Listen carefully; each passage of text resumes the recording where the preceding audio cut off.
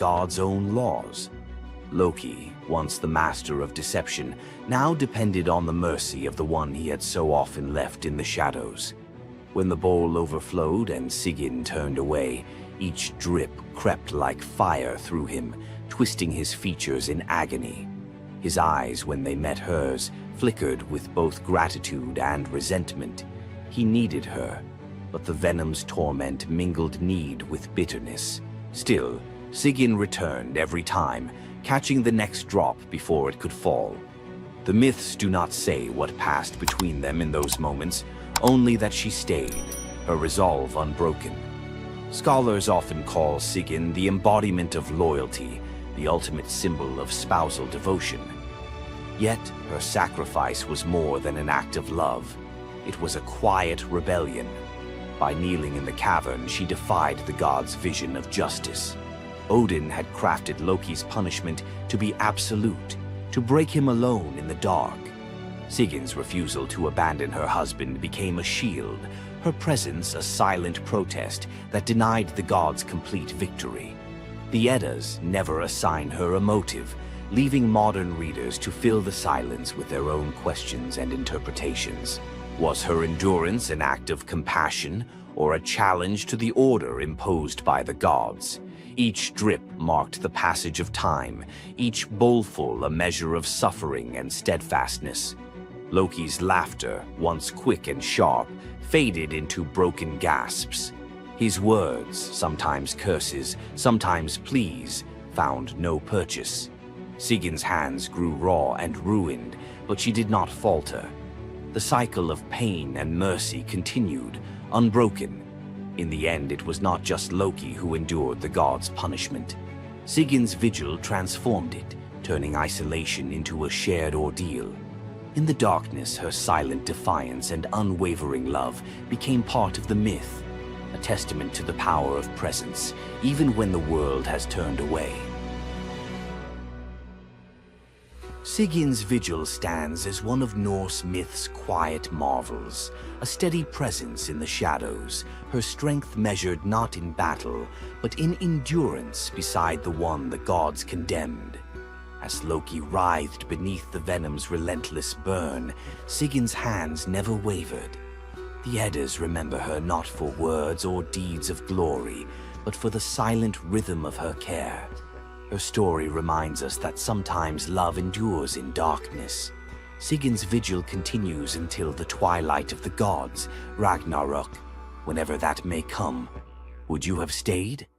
If Sigyn's silent strength moved you, let us know in the comments or share your favorite Norse hero below.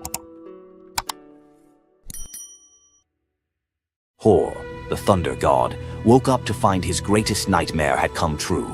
Mjolnir, his mighty hammer that could level mountains and control lightning itself, was gone. Without it, the thunder god was powerless, vulnerable, and mocked. The weapon that defined his very identity as protector of Asgard had vanished without a trace. But what happened next would humiliate him more than any defeat in battle. To get his hammer back, Thor would have to do something that went against every fiber of his warrior identity. You won't believe the disguise he ends up in. It all began on what should have been an ordinary morning in Asgard. Picture Thor reaching for the leather grip that had been at his side for countless centuries, his fingers closing around nothing but empty air. The spot where Mjolnir should rest felt cold and wrong, like a missing tooth that your tongue keeps finding. Thor's morning routine, as predictable as sunrise over Asgard's golden halls, shattered in that single moment of realization. The hammer forged by dwarven masters, the weapon that could summon lightning and level mountains, had vanished without so much as a whisper of sound. The initial shock hit Thor like a physical blow. His hand remained suspended in space, still reaching for what wasn't there. Then panic crept in, cold and relentless. He let out a blood-curdling roar of sheer rage, the whole palace trembling. Without Mjolnir, he was powerless, vulnerable, and mocked, stripped of the weapon that made him Asgard's primary defender. The enemies that prowled the borders of the Nine Realms knew about his mighty hammer. They counted on Thor's strength to keep them at bay. Now that strength was gone. Word spread through Asgard's halls faster than wildfire. The other gods gathered in emergency council, their faces grave as they grasped the full scope of the crisis. Odin's ravens had brought no news. The watchmen at the gates had seen nothing. Mjolnir had simply disappeared, as if it had never existed at all. The assembled gods understood what Thor's loss meant for their realm. Asgard stood vulnerable, its greatest protector reduced to a shadow of his former self. Loki stepped forward through the crowd of worried gods, his familiar, cunning smile playing at the corners of his mouth. He offered to investigate the theft using his shape-shifting abilities, volunteering to venture where other gods could not go undetected. The council accepted his proposal immediately, desperate for any lead in their search. Thor watched his brother prepare for the mission, knowing that Loki's success or failure would determine his own fate. Loki first borrowed Freya's magic feathered coat, allowing him to fly in falcon form to Jotunheim without raising alarms. Each dead end pushed Thor deeper into desperation. He imagined facing his enemies defenseless, their laughter echoing as they realized the thunder god carried no thunder. The trail finally led to the most dangerous territory of all, Jotunheim, the realm of the giants. Loki strode into the council chamber with the confident gait of someone who had solved a mystery, but his expression carried an ominous weight. The giant Thrym, lord of the frost giants, had openly boasted about his theft from his massive throne of ice and stone.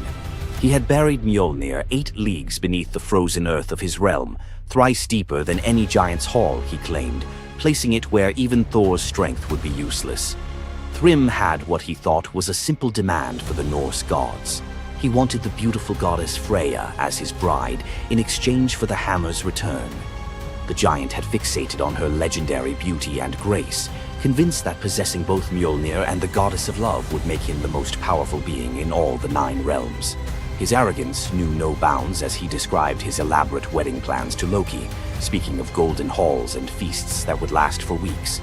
Thrym believed the gods had no choice but to accept his terms. When Loki spoke to the council about Thrym's demand, the council fell silent. Freya's reaction shattered the tense quiet that followed Loki's report, causing her rage to break the Brysinger necklace, its gems scattering across the floor in glittering fragments. She declared she would rather throw herself into the deepest ocean than marry the frost giant who dared make such a demand. The gods found themselves trapped in an impossible situation. They could sacrifice one of their most beloved goddesses to a giant's lust, or they could leave Thor permanently weakened and Asgard vulnerable to every enemy that prowled the borders. The council erupted in frantic debate. Some suggested launching a full assault on Jotunheim, but Thrym's fortress was impregnable and his army vast. Others proposed trickery or negotiation, but every path led to either devastating war or humiliating surrender. Heimdall, the far-seeing guardian who watched over the Rainbow Bridge, had remained silent throughout the heated discussions. When he finally spoke, his words stopped every conversation in the hall. His suggestion was so outrageous, so completely unthinkable, that even Loki's jaw dropped open in shock. The gods stared at Heimdall as if he had lost his mind, but they were out of other options. What he proposed, however, would challenge everything Thor stood for as a warrior. Heimdall's words hung in the air like a challenge to the very foundations of Norse honor. The far-seeing god had suggested that Thor disguise himself as a bride and infiltrate Thrym's wedding feast to recover Mjolnir. He spoke with calm authority, tie housewife's keys about his waist, and pin bridal jewels upon his breast. The idea was so fundamentally opposed to Norse concepts of masculine honor that Thor's initial response shook the very walls of Asgard. He declared the plan preposterous and swore he would never hear the end of it if word spread that the Thunder God had dressed as a woman. The assembled gods watched in tense silence as their mightiest protector wrestled with a challenge that could not be solved through brute force or lightning strikes. They had already considered launching a full assault on Jotunheim, but Thrym's fortress was impregnable and his army vast. No other choice remained. Thor paced the hall like a caged wolf, his massive fists clenched as he grappled with the impossible choice between his warrior's pride and his duty to protect Asgard. Every instinct in his body rebelled against the idea of abandoning his identity as a fearsome warrior to play the role of a delicate bride. Loki stepped forward with barely contained excitement, volunteering to accompany Thor as his maidservant. The The trickster god's eagerness to participate in this elaborate deception revealed his true nature. While Thor struggled with the concept, Loki was already plotting the specifics of costumes, mannerisms, and the lies they would need to maintain throughout their dangerous mission. The transformation began with layers of bridal linen draped over Thor's massive frame. Servants brought forth delicate jewelry, housewives' keys that symbolized domestic authority, and a dainty hood for his head. Finally came the precious necklace of Brisingar. Each item added to the disguise felt like another blow to Thor's warrior identity. When he finally looked at his reflection, the god of thunder saw an unconvincing bride staring back at him. Thor finally accepted the plan because no alternative existed. The unlikely pair prepared to set off for enemy territory, where their deception would face its ultimate test among giants, eager to celebrate their lord's triumph. The great hall of Thrym's fortress buzzed with excitement as giants gathered to witness their lord's marriage to the most beautiful goddess in all the 9 realms. Thor sat at the high table in his bridal disguise, surrounded by massive frost giants who raised their drinking horns in celebration. The feast spread before them displayed the giants' wealth and power. Roasted oxen filled enormous platters, fresh salmon gleamed on silver dishes, and barrels of mead stood ready to fuel the night's festivities. Thor's legendary appetite struck like a thunderbolt. He polished off an ox and ate whole salmon in moments, tearing through the meat as if he hadn't eaten in weeks. 3 measures of mead vanished as quickly as if someone had poured them into a bottomless pit. The assembled giants watched in stunned silence as the delicate bride consumed more food than most warriors could handle. Thrym's eyes narrowed with growing suspicion. This goddess ate like a battle-hardened warrior, returning from a long campaign, not like the refined Freya he expected to marry. Loki stepped forward with the smooth confidence of a master storyteller. He spun a tale about Freya's 8-day fast in eager anticipation of reaching Jotunheim and marrying the mighty Thrym. The explanation painted a picture of a lovesick goddess, so excited about her wedding that she had refused all food during her journey. The giants nodded in understanding, their suspicions melting away as they accepted this romantic explanation. Thrym felt honored by such devotion and relaxed completely, his doubts vanishing. Beneath his bridal veil, Thor's rage simmered like molten metal ready to explode. Every moment at the feast brought new challenges as he struggled to maintain feminine mannerisms while surrounded by his enemies. His massive hands shook with barely controlled fury as he watched the giants celebrate what they believed was their victory over Asgard. The critical moment finally arrived. Thrym commanded his servants to bring Mjolnir forth, the very moment Thor had trained his eyes on since dawn. The servants placed the legendary weapon before the disguised bride as part of the traditional ceremony. Thor's fingers closed around Mjolnir's familiar handle, and lightning immediately crackled through the hall. He ripped away his bridal veil and roared his true identity to the shocked giants. Thrym's eyes widened in terror as he realized the bride he had been celebrating was actually the god of thunder himself. Thor swung Mjolnir, killing Thrym instantly after crushing his skull with Mjolnir, then turned on the assembled giants, and even the pleading giantess met Mjolnir's crack before the hall fell silent. The theft that had begun with arrogance ended in complete destruction. This tale reveals how even the mightiest heroes must sometimes sacrifice their pride to protect what matters most. Back in Asgard, the Aesir never spoke of the bearded bride again, though a few still hide a smirk when Thor raises Mjolnir. And we end this story with a very valuable lesson. Never steal Thor's hammer. And if you're going to, don't make him dress like a woman.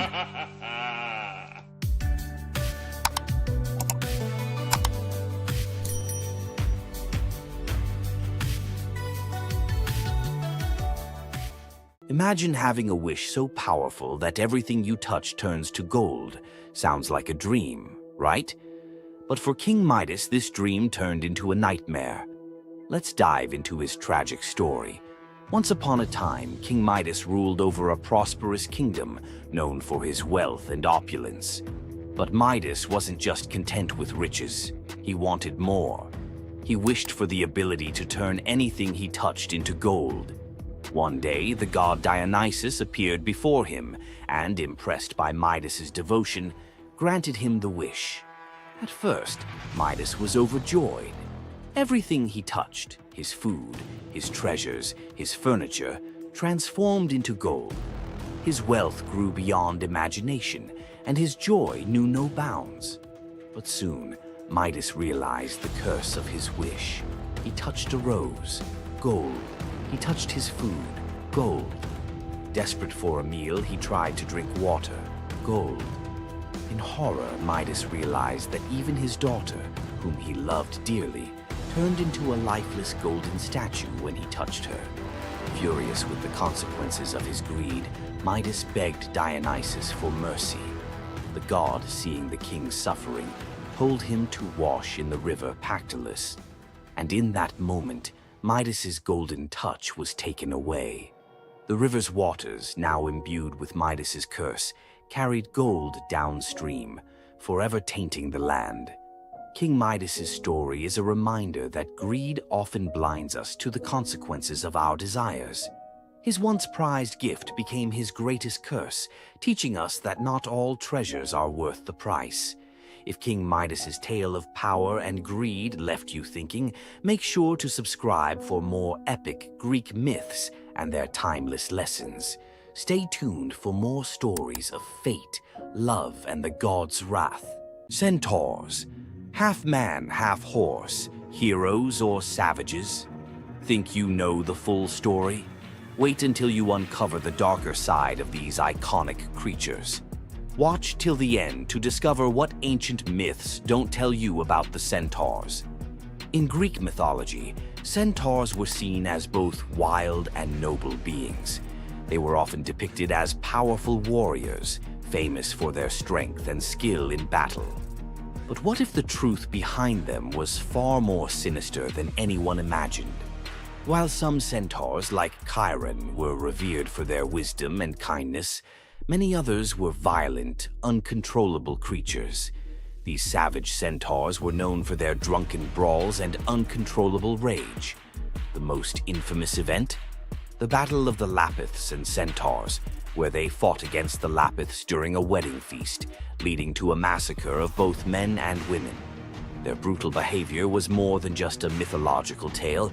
It symbolized the chaos that could occur when civilization collided with the wild, untamed forces of nature. But why did the Greeks depict centaurs this way? Was it a cautionary tale about the dangers of unchecked power and savagery, or a deeper reflection on humanity's struggle between reason and instinct? The darker truth behind the centaur myth might just hold the key to understanding the wild, primal side of ancient Greek culture. Centaurs are more than just mythical beasts. They represent the conflict within us all. If you're fascinated by the hidden truths of ancient myths, don't forget to subscribe for more dark stories from Greek mythology. You thought fairy tales were magical. Think again. The real origins of these classic tales are disturbing, gruesome, and filled with horror. Many of these stories have been sanitized for modern audiences, but their original versions were filled with betrayal, curses, and brutal consequences. From Pinocchio's horrifying fate to the true story of Bluebeard, let's dive into the darker side of fairy tales that history tried to erase. Fairy tales weren't always about happily ever after. Many of them were cautionary tales, warning of real dangers, human cruelty, and supernatural horrors. 1. The original Pinocchio, a gruesome fate. Before Disney made him a lovable puppet, Carlo Collodi's original Pinocchio was a terrifying little troublemaker. Instead of learning his lesson, he was hanged from a tree by a group of bandits, left to suffocate as a punishment for his misdeeds. 2. Bluebeard, the serial killer's tale. Bluebeard was not a misunderstood nobleman. He was a full-blown serial killer. In Charles Perrault's version, Bluebeard marries multiple women and forbids them from entering one locked room. When his latest wife disobeys, she discovers the corpses of his past wives, hanging from hooks. He nearly kills her too, but she's saved at the last second by her brothers.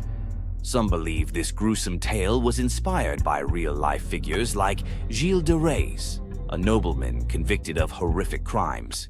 3. The Pied Piper, a tale of mass disappearance. The Pied Piper of Hamelin was not just about a man who played music to lead away rats. He also took the children. In some versions, the town refuses to pay him for his services, so he takes revenge by luring all of their children into a cave, where they are never seen again. Historians believe this could be based on a real event, where an entire group of children from Hamelin mysteriously vanished in the Middle Ages. 4. Rumpelstiltskin, a vengeful trickster. In the original versions of Rumpelstiltskin, when the young queen guesses his name, he doesn't just leave. He flies into a rage so intense that he tears himself in half. In some versions, he stomps on the ground in fury, falling into a pit and disappearing forever. His obsession with taking the queen's child has led some to believe he wasn't just a trickster, but something far darker. 5. The Robber Bridegroom, a wedding night nightmare. This lesser-known grim tale tells the story of a young woman forced to marry a wealthy man. Suspicious of her husband-to-be, she follows him to his home, only to discover that he and his band of robbers murder and eat women. She watches in horror as they butcher a young girl, cutting her into pieces. Luckily, she escapes and exposes them, leading to their execution. 6. The Juniper Tree, a tale of cannibalism and revenge. One of the most horrifying grim fairy tales, The Juniper Tree tells of a stepmother who decapitates her stepson, cooks his body, and feeds it to his unsuspecting father. The boy's sister buries his bones under a juniper tree, and from the tree the boy returns as a vengeful spirit, transforming into a bird and dropping a millstone on his stepmother, crushing her to death. 7. The Girl Without Hands, a story of betrayal and survival. In this disturbing fairy tale, a poor man accidentally sells his daughter to the devil in exchange for wealth. When she resists the devil's temptations, her own father chops off her hands to fulfill the bargain. Eventually, she escapes, gains magical silver hands, and finds a happier fate, but not before enduring unimaginable suffering. Why were these stories so disturbing? Fairy tales weren't just for children. They were warnings, morality lessons, and sometimes outright horror stories meant to instill fear and obedience. Over time, many of them were altered, softened, or rewritten to make them more acceptable. Which of these dark fairy tales shocked you the most? Want to uncover more forgotten stories and chilling legends? Subscribe now and dive into the forgotten history of fairy tales. What would you do if you gave up everything for love, only to be betrayed by the one you trusted most? In the Greek myth of Medea, love led to ultimate revenge, and the consequences were deadly. Let's dive into this tragic tale. Medea, a sorceress of immense power, fell in love with Jason, the leader of the Argonauts, when he came to her homeland seeking help. Medea, who was deeply in love with him, used her magic to aid him in his quest for the Golden Fleece. She betrayed her own family, murdered her brother, and helped Jason achieve his goal, all out of love for him. Once Jason had the fleece, Medea fled with him to Greece, where they started a life together. But as time went on, Jason's love for Medea faded. He decided to marry Glauce, the daughter of Creon, the king of Corinth, in an effort to secure a more powerful position. Medea, heartbroken and furious at the betrayal, decided to exact her revenge. She used her powers to craft a poison so deadly that it would burn Glauce alive when she put on a beautiful dress that Medea had sent her as a gift. But Medea didn't stop there. In her grief and rage, she murdered her own children, Jason's children, to ensure he would suffer the most for his betrayal. The pain of losing everything she loved was unbearable, and Medea, having left nothing behind but destruction, fled to Athens, leaving Jason to wallow in his sorrow and regret. Medea's story is a tragic reminder of the destructive power of betrayal and the extreme lengths to which love can drive someone. Sometimes love is not only blind, but it can also lead to devastation and vengeance. Does Medea's vengeance leave you thinking about the darkest side of love? Subscribe for more ancient Greek myths filled with twists, power, and passion. Hey, myth explorers, ready to wander off the beaten mythological path? You know Zeus's thunderbolts and Hercules' labors. Fine. But what about the day the bees turned their backs on their god? Or the huntress whose sons were cursed to become flesh-hungry bears? Or a girl so clever Athena loved her, then hated her enough to shrink her to an ant? And finally, an apple that quite literally broke a young man's heart. Keep watching. Each tale swerves from wonder to horror to bittersweet awe, and the last lines of every story connect like hidden threads. Miss even 30 seconds, and you'll lose the clue that ties them all together. When Zeus married Hera, Hermes carried gold-edged invites to every being, mortal, divine, animal. Chelone, a river nymph, accepted with a careless nod, but when the day came, she sniffed at the sky, poked the embers in her hearth, and sighed, "My little house is warmer than Olympus." Hours later, the wedding procession rolled past in thundercloud pomp. Hermes spotted Chelone's empty chair. Rage ignited in his silver sandals. He swooped down, seized the entire cottage, roof, pillars, walls, Chelone still clutching a teacup inside. One spell later, cottage and nymph fused into a single creature, shell on the back, head poked out, doomed to crawl forever carrying the home she wouldn't abandon. The first tortoise. Locals swear that on spring evenings, if you kneel by a brook and whisper, "Leaving soon?"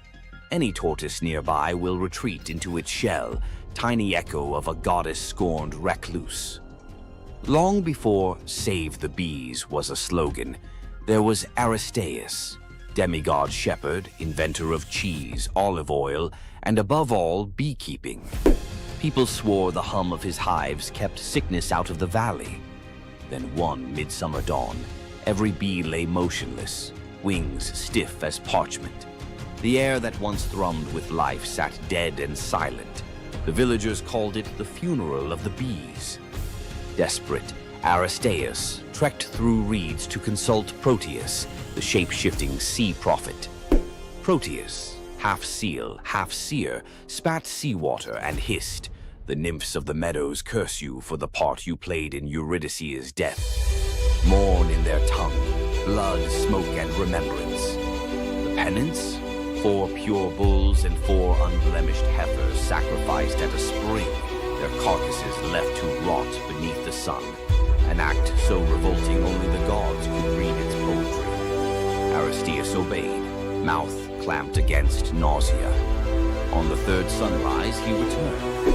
From one bull's ribcage poured a golden cloud, brand new bees born from death itself, swirling like incense into the sky. The message was brutal but clear. Regeneration demands sacrifice. Aristaeus fell to his knees, honeyed tears streaking his cheeks as the swarm chose his outstretched arms as their first hive. King Midas wanted an army, one soldier. So Festus cast Talos, a walking fortress of molten copper now hardened into bronze. 3 times a day, Talos circled the island. Invaders saw a man-sized sunrise sprinting the shoreline, hurling stones the size of oxen.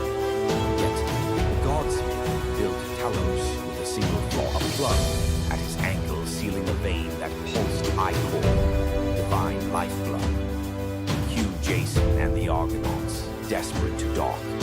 The witch Medea stepped forward, eyes glinting like mercury. "Mighty Talos, you are metal, but do you feel pain?" She sang of mortality, of rust, of endless duty with no rest. The bronze giant, half mind, half mechanism, knelt suddenly aware.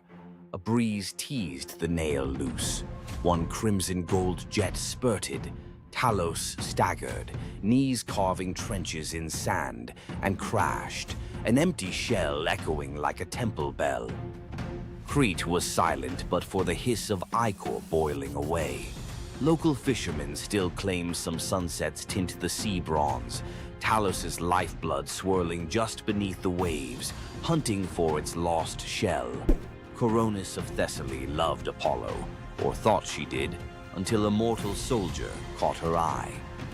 While Apollo healed plague in Delphi, Coronis entertained her new lover in secret. Only the raven, Apollo's avian spy, saw everything. The bird wrestled with the knowledge. If it spoke, a human would die. If it stayed silent, a god would suffer humiliation. Instinct 1, loyalty to the sun. It flew for 3 days, trailing white feathers through storm clouds, and crashed onto Apollo's lap to report the betrayal. Apollo's rage was surgical. One golden arrow, one heartbeat, Coronis felled. But as her blood soaked the sheets, guilt hit harder than plague, because Coronis carried his unborn son, Asclepius. Apollo yanked the child from the dying womb, gave him to the centaur Chiron, and spun on the trembling raven. You wanted me to see darkness. Now wear it. Flames the color of a lunar eclipse licked across white plumage, charring every feather jet black. The raven screeched, not from pain, but from shame immortalized. From then on, ravens lost the ability to speak in clear words. All that's left is the croak that sounds like a secret you can't quite make out. King Salmoneus looked at Olympus and saw a marketing opportunity. He forged iron wheels that struck bronze streets, sparking hellish fire. He hung bronze kettles along rope bridges, and when his servants tugged the ropes, they roared like thunder across the sky. During festivals, he hurled lit torches from his chariot, shouting, "Tremble, mortals! I am Zeus!" Crowds, half fearful, half entertained, showered him with offerings. Thunder for Hire became the hottest ticket north of Delphi, but word climbed the air like smoke, reached the real Zeus, who waited for the perfect dramatic sting. On Salmonia's grandest fate, dark clouds gathered, but the sky remained eerily quiet. Salmoneus rode out, ready to drop his counterfeit thunder. Zeus answered with the genuine article, a single bolt that vaporized the rope bridges, melted the bronze road into a river of screaming metal, and hurled Salmoneus, chariot, horses, ego, into Tartarus. There, chained to a rotating rock, he hears only one sound. Authentic thunder he can never claim. Locals swear the ruins of Salmonia still ring on electric nights, metallic echoes of Zeus performing an audit on false advertising. Polyphonte, one-time devotee of Artemis, vowed to remain chaste, but Aphrodite, never fond of holdouts, infected her with lust for a passing bear. Yes, a bear. Polyphonte vanished into the woods and returned months later with twin boys, Agrius and Aureus, towering, coarse-haired, with appetites that chilled the blood. They laughed at altars, hunted travelers, and roasted human limbs over campfires. Zeus finally snapped. He ordered Hermes to punish the whole family in whatever way preserves terror for future ages. Hermes, unwilling to butcher newborns, enlisted Ares, who gleefully bound the twins upside down and hacked off hands and feet. But before the blade fell again, the gods changed their minds, opting for metamorphosis over gore. Polyphonte became the Strix, a death-omen owl whose shriek freezes armies. Aureus twisted into a towering eagle owl, herald of war. Agrius sank into the body of a vulture, forever gnawing carrion. And the family's hillside cave? Locals swear it still reeks of smoke and sweet meat. Farmers mark its mouth with iron nails. Iron, they say, silences bare-born ghosts. Next time an owl howls before battle, remember Polyphonte's cursed lullaby, a mother's love curdled into dread for every soldier who hears it. Athena once chose an Attic girl named Myrmex as her personal protégé. The goddess introduced a dream project, the world's first plow. Myrmex watched, learned, then, intoxicated by the crowd's applause, whispered that she had invented the tool. Athena's gray eyes darkened. Soon after, a jealous wind shoved Myrmex while she harvested wheat. She staggered, dropped an armful of sheaves, and heard laughter, a cruel echo of her own boast. Athena emerged, face sorrowful. "You craved the harvest without the humility." She tapped the girl's forehead. Instantly, Myrmex shrank, limbs splitting, waist pinching. An ant scuttled where a maiden had stood, destined to steal crumbs of grain for eternity, mimicking the theft of Athena's credit. Centuries later, Zeus needed loyal subjects for his son Aeacus in barren Aegina. He saw the ant swarm and, in a grim joke, transformed them into soldiers. The Myrmidons, silent, disciplined, famous under Achilles at Troy. The bravest army in myth owes its origin to a single boastful sentence. Medusa grew up alongside the breathtaking Adonis under the roof of King Cinyras. Where Adonis was radiant, Medusa was steady, god, confidant, brother in all but blood. When a boar gored Adonis in Aphrodite's sacred grove, every flower dimmed, and Medusa felt his chest collapse inward. Days later, they brought Adonis's body home. Melas strung a rope from a pomegranate